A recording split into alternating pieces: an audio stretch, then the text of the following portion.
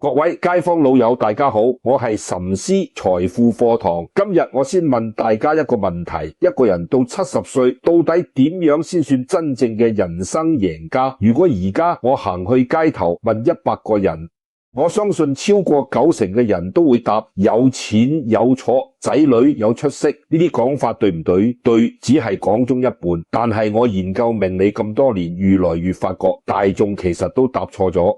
我見過好多身家過億嘅人，70歲每日瞓唔好，仔女反目，兄弟爭早產，晚年過得提心吊膽。亦都見過唔少長輩退休金平平無奇，每日散散步，飲下茶陪老伴。面上嘅笑容比好多大老闆仲要多。真正決定一個人70歲有冇福氣嘅，從來唔係銀紙，而係另外5樣寶貴嘢。正式開講之前，古人常講福由心生，運隨德轉。如果你希望自己同屋企人晚年平安、身體健康、事事順遂，麻煩你俾留言區留低4個字，晚年有福。願你打出呢4個字，開始健康常伴，福氣慢慢變旺，子孫和睦平安到老。第一幅有屬於自己嘅銀紙，銀紙轉變自己手入面先至係福氣。我有個老友陳伯，今年73歲。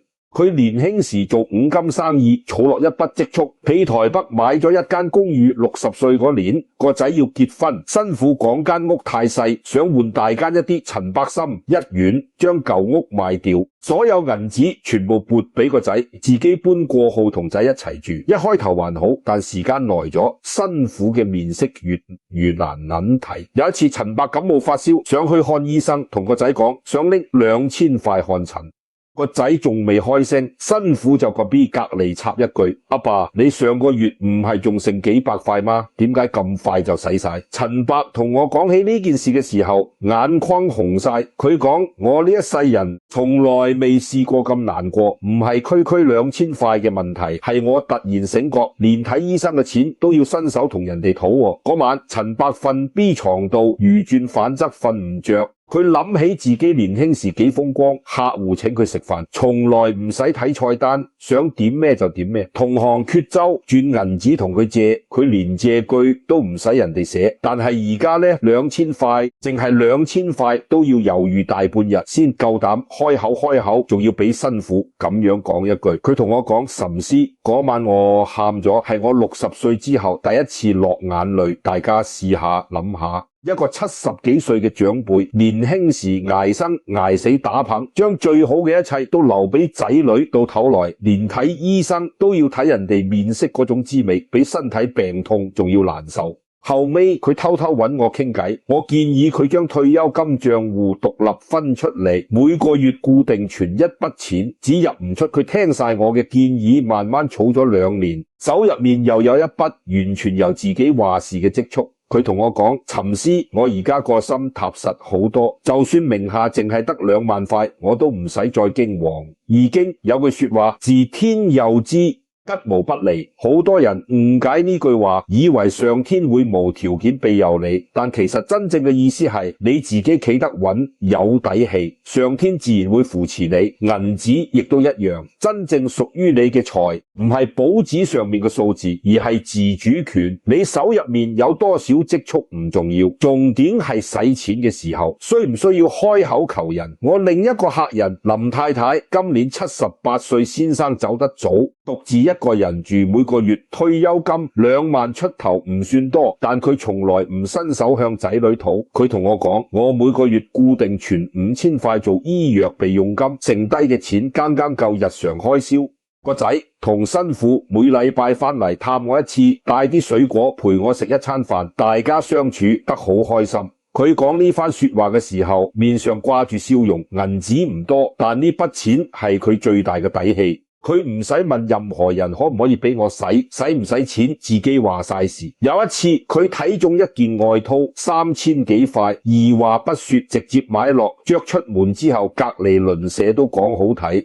佢同我講：岑師，我唔係貪呢件衫，我係貪嗰種唔使同人商量自己話事嘅感覺。所以各位老友，晚年手入面有屬於自己嘅銀紙，唔係為咗揮霍亂使，而係唔使活爭片任何人嘅面色底下呢筆積蓄係你嘅尊嚴，係你嘅後路，係你挺直腰針講說話嘅底氣。第二福，放得低仔女，為人父母最大嘅智慧，唔係一味撐到底，而係識得放手。我有個學生，佢阿媽76歲，每日清晨6點鐘起身，搭公車過號個仔屋企，面落孫仔，整早餐，打掃屋企，下晝4點再搭公車返屋企，買餸煮晚飯自己食，日日如此，風雨無阻。舊年冬天佢感冒咳得好厲害，個女勸佢留屋企休息，佢唔肯，冇人煙度，孫仔唔得，硬撐1個月，感冒轉成肺炎，住院2個禮拜。住院嗰段時間，個仔請咗傭人，孫仔一樣有人照顧，屋企都打理得乾乾淨淨。佢躺 B 病床上，同個女講咗一句說話，聽到我都心酸，原來冇咗我，佢哋一樣過得落。個女當下握住佢隻手，眼淚直流。個女講：阿媽，你呢幾年真係捱得太辛苦啦。長輩望住天花板，沉默咗好耐。佢呢一世人20幾歲出嫁開始，一路都係照顧其他人，照顧家翁家婆，照顧先生，照顧仔女，照顧孫仔，從來冇問過自己我想做啲咩，我中意啲咩，我會唔會捱得好攰。佢所有嘅價值都建立於俾人需要呢件事上面，一旦發覺自己唔再被依賴，成個人即刻變得空虛。易經講物極必反，中意一個人愛到過頭，反而會拖累佢。好多長輩一世人為仔女活70歲，仲係日日掛心，不斷付出，一味犧牲。但係你願唔願放手，仔女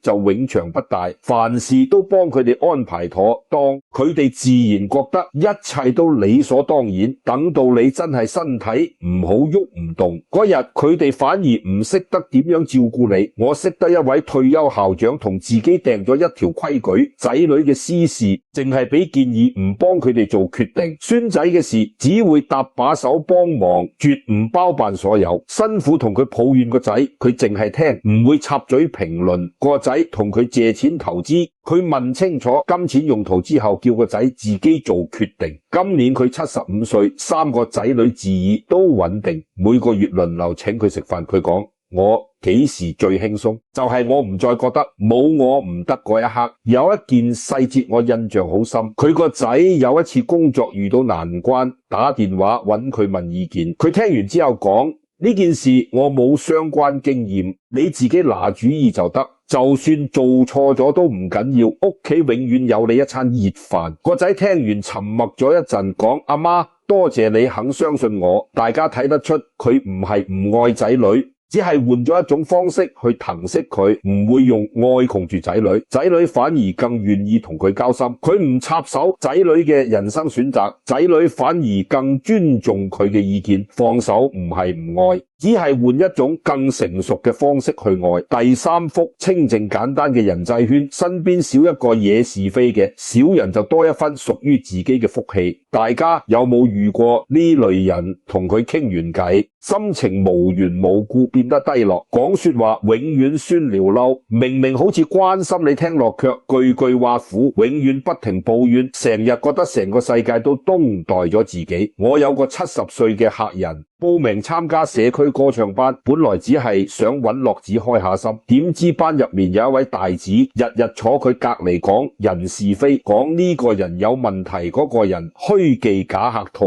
佢每次上完歌唱班返屋企，心情都差到極點，連續幾個月瞓唔好失眠。佢同我講：岑師，我本來係想去開心下，點知每次返來都一肚子悶氣，我感覺自己好似成個人嘅元氣都被佢吸乾。後尾佢下定決心轉去另一個社區嘅歌唱班，身邊仲係一眾老友，但再冇人日日搬弄是非。佢嘅失眠好快就痊癒，唱歌都唱得比從前開心自在。佢同我講：岑師，我花咗好幾個月先諗通一件事，唔係歌唱班有問題，係嗰個愛講閒話嘅人拖累我。易經提及口舌是非，最容易耗損自身福氣。一個人成日搬弄口舌講人閒話，係消耗福氣最快嘅方式。同一個道理，長期貼近中意搬弄是非嘅人，你自身嘅福氣亦都會一齊被消耗。呢樣唔係迷信，係人與人之間嘅能量平衡。你同邊類人相處，慢慢就會變成同佢哋一樣。你嘅情緒、心態、周身嘅氣場都會被身邊嘅人無聲無息影響。我識得一位阿姨，今年80歲、60歲嗰年，佢做咗一件大事，將所有令自己唔舒服嘅人全部斷絕來往。中意攀比、成日講閒話、成日想貪小便宜嘅人，一概唔再接觸，電話唔接信息，唔會聚會，唔出席。一開頭有旁人講佢孤僻難相處，佢完全唔放在心上。一晃20年過後，佢生活過得極之清靜。每日淨係同2、3個真心老友飲茶傾偈，就算坐埋一齊唔講說話，亦都唔會甚假。身體健康，心態開朗，望上去比真實年紀年輕10歲。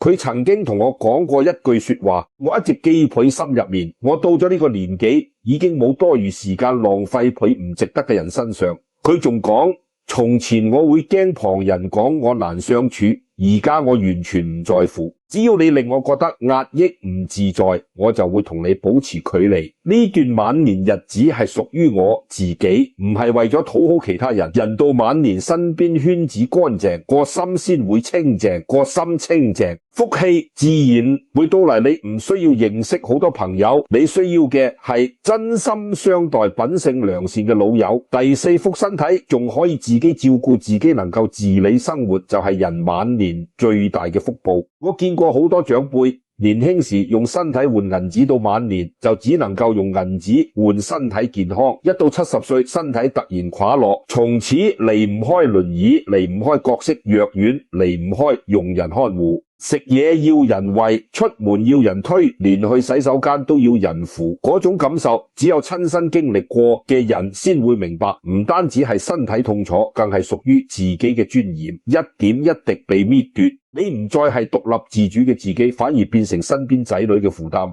就算仔女極之孝順，你心入面始終會有講唔出嘅委屈同無奈。我有一位客人75歲，有糖尿病、高血壓、膝蓋退化變差，每日要食8種藥。有一次佢揾我傾偈，一坐下就不停靚氣。佢講，岑師，我年輕時做生意，為咗簽一張合約，可以接連3日應酬飲酒，眼都唔眨一下下。我當時以為自己係為將嚟打拼，點知只係透支咗70歲之後嘅身體。而家每日一醒，第一件事就係掃藥丸，紅色藥丸食1粒，白色食2粒，藍色食半粒。佢講，我而家最羨慕嘅唔係邊個有大筆積蓄，而係邊個可以一口氣行上3層樓唔會氣喘。呢句說話聽落平平無奇，但大家細細諗下，入面藏住幾多無奈。佢從前風光無限，世間萬物都見過，享樂都試過，但而家佢最渴望嘅只係輕鬆行樓梯唔氣喘。大家試下諗，人呢一世到最後爭奪嘅究竟係咩？易經講天行健，君子以自強不息。一個人真正嘅富足，從來唔係銀行簿紙上面嘅數字，而係5樣寶貴嘢：胃口好、瞓得香、雙腳有力、排泄順暢、心態平和。呢5樣嘢比任何房產積蓄都要珍貴。胃口好先可以品過各式美食，瞓得安穩，先會日日精神飽滿。雙腳有力先可以想去邊就去邊，不受束縛。我識得一位老先生，82歲，每日都會去公園打太極拳，買餸煮飯洗衫，全部自己動手。仔女想幫佢請傭人，佢直接拒絕。我仲喐得動，唔想變成冇用嘅廢人。佢講，我每日一醒可以自己從床度爬起身，自己行去洗手間。我就覺得今日賺到佢專門準備咗一本細簿，每日記低自己行咗幾多步，食咗咩，瞓咗幾多個鐘。佢唔係單純養生，而係懂得感恩自己嘅身體。佢講，我每多自在，活多一日就係多賺一日。呢係一種點樣通透嘅心態。佢睇得透，明白身體健康勝過世間所有財富。佢亦都睇得清楚，能夠自理生活就係對仔女最大嘅慈悲。你唔拖累身邊任何人，其實就係日日積福。70歲仲可以好好照顧自己，就係對仔女最大嘅體諒同慈悲。第5幅，內心毫無恐懼，真正嘅幸福唔係熱鬧喧嘩，而係心安自在。好多長輩經孤獨獨自留屋企，會覺得間屋空墮到，時間過得好慢，個心好似缺咗一塊。不停打電話搵仔女，不停搵老友傾偈，電視機成日開住，就算唔睇都唔關，有聲響就唔會咁心慌。但大家有冇發覺，越係驚孤獨嘅人，越容易覺得孤單，因為佢哋所有開心嘅源頭全部建立會有人陪有人理我呢件事上面。一旦身邊嘅人離開，成個世界好似即刻崩塌。我識得一位長輩，老伴走咗之後，每晚都會開住客廳，大燈先敢瞓。佢講，我唔係驚黑，我係驚空虛๓燈照亮嘅，唔單止空晒客廳，仲有佢空落落嘅心。佢每日輪流打電話俾3個仔女，有時仔女忙唔接電話，佢可以連續打7、8通。後尾仔女有啲怕接佢電話，因為一通就講大半個鐘，全部都係重複嘅閒話。已經講知明者不有。真正通透識得命理嘅人，唔驚孤獨，唔驚年華老去，唔驚生死，因為佢明白人生每一個階段都有屬於自己嘅意義。年輕時全力打棒，中年時狂起責任，到咗晚年就應該回歸自己，與自己相處。晚年嘅意義就係學會面對真實嘅自己，面對自己過往嘅經歷，面對自己日漸衰老嘅身體，面對自己真實嘅內心。如果你呢一世從來唔虧欠任何人，冇做過太多問心有愧嘅事，你自然可以坦然面對世間一切。我有一位師傅，78歲，獨自居住 B 山區，屋企冇電視冇網絡，每日淨係睇書寫字種花。3個仔女全部呢邊海外生活，1年先翻嚟1次探佢。旁人問佢，你獨自住山入面唔會覺得孤獨嗎？佢講，我呢一世該做嘅事都做完，該珍惜嘅人都好好愛過，而家心中滿足，毫無遺憾。佢每日生活極之簡單。清晨起身泡一粥茶，坐避陽台望山景睇陳狗，食完午飯分陣午覺，下晝寫書法，黃昏落山腳散下步，翻屋企煮晚飯睇書，夜晚9點準備休息，日復一日，年復一年。佢同我講，岑師，我而家覺得時間過得好快，因為每一日都過得舒心自在。佢面上嗰種平靜安和係裝唔出嚟嘅，嗰種係此生無憾嘅從容坦然。佢唔驚孤獨，因為內心充盈滿足；佢唔驚年華老去，因為明白衰老係每個人必經之路；佢唔驚生死，因為覺得呢一生活得值得。真正嘅福氣唔係身邊圍滿人，而係就算獨自一人，亦都可以過得自在歡喜。講到呢度，可能好多老友會問，嗰啲大富翁唔係樣樣都有嗎？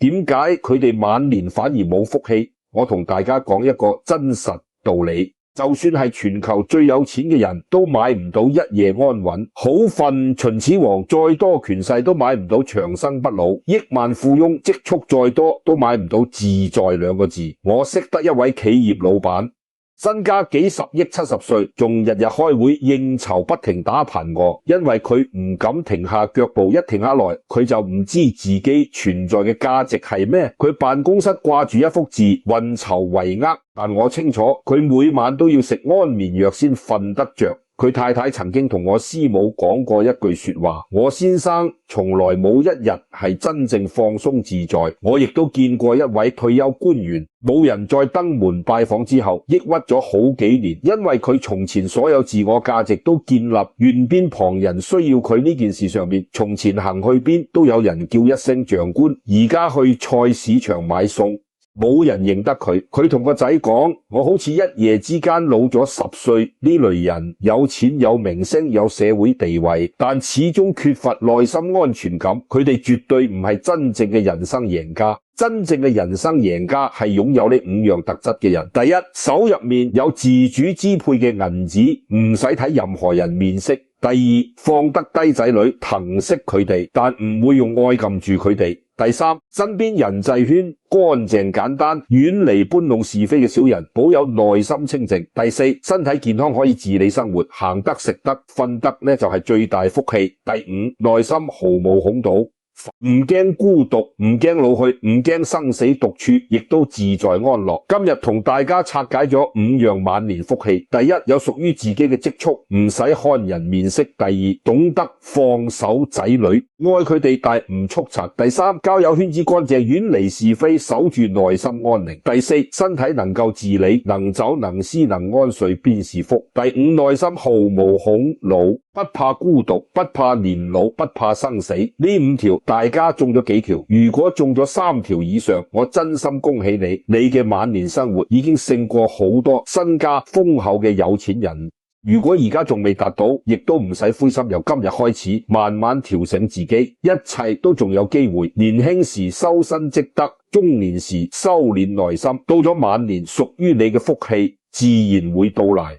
最後我想送大家一句源自易經嘅人生生智慧福氣，從來唔係上天突然贈送嘅禮物，而係你用整整一生修身養德，慢慢收翻嚟嘅福報。年輕時積德行善，中年時修心平氣，晚年自然收得滿滿福氣。如果你亦都認同真正嘅福氣唔係大屋，唔係貧大存款，而係一顆安寧知足嘅心，麻煩你喺留言區留低4個字：晚年有福。願從今日開始，大家身體健康，家庭和睦，子孫平安，福氣綿延。我哋下一集再見，拜拜。